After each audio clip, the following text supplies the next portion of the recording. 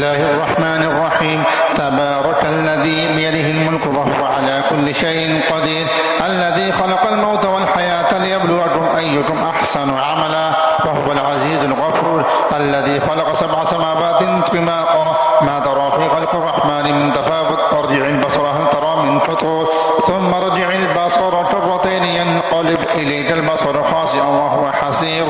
ولقد زينا السماء الدنيا بمصابيح وجعلناها رجوما للشياطين فأعتدنا لهم عذاب السعير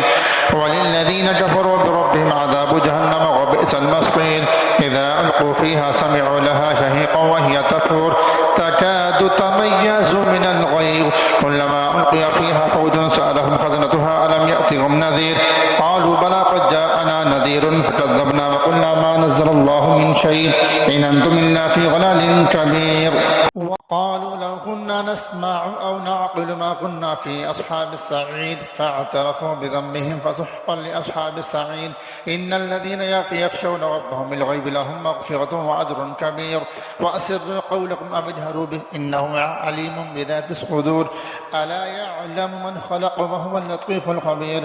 والذي جعل لكم الأرض ذلولا فامشوا في مناكبها وكلوا من رزقه وإليه النشور أأمنتم من في السماء أن يخسف بكم الأرض فإذا هي تمور أم أمنتم من في السماء أن يرسل عليكم حاصبا فستعلمون كيف نذير ولقد كذب الذين من قبلهم فكيف كان نكير